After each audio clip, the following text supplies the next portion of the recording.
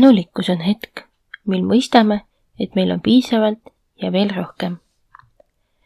Tänapäeva kiirelt muutuvas maailmas võib olla lihtne unustada kõik see, mis meil juba olemas on. Me elame ühiskonnas, kus meid julgustatakse pidevalt püüdlema enama poole.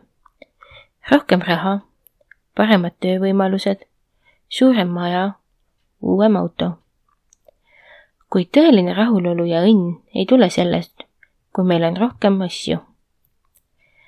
Need tulevad teadlikust tänulikkusest ja mõistmisest, et meil on juba piisavalt.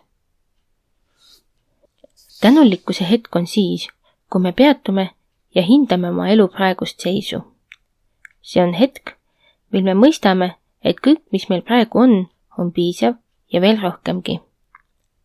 Selline arusaam ei tähenda, et me ei tohi unistada ja seada eesmärke, vaid see aitab meil leida rahu ja rahulolu tänases päevas.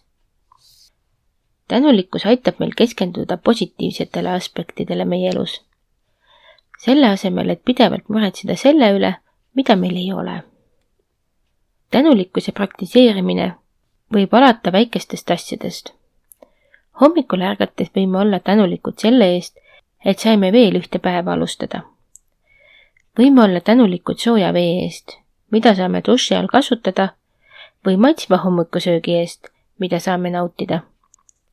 Isegi kõige väiksemad asjad meie igapäevaelus väärivad tänu.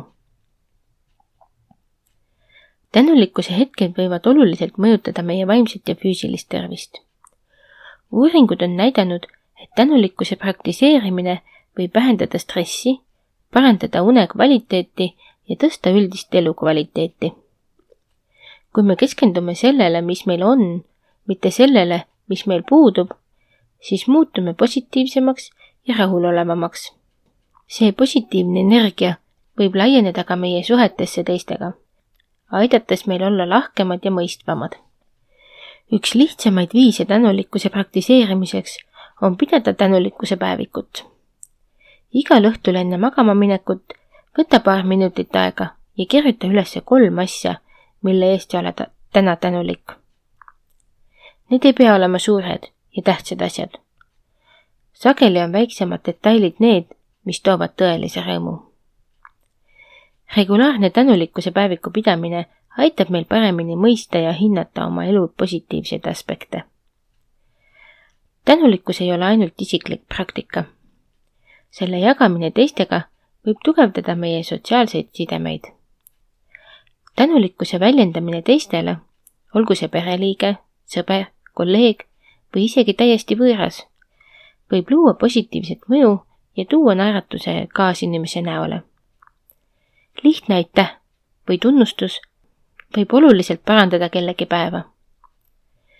Kokkuvõttes on tänulikkuse hetk see, kui mõistame, et meil on piisavalt ja veel rohkemgi. See aitab meil näha oma elu positiivset külge ja leida rahulolu olemasolevast. Tänulikkus võib muuta meie vaatenurka ja aidata meil elada õnnelikumalt ja tervislikumalt.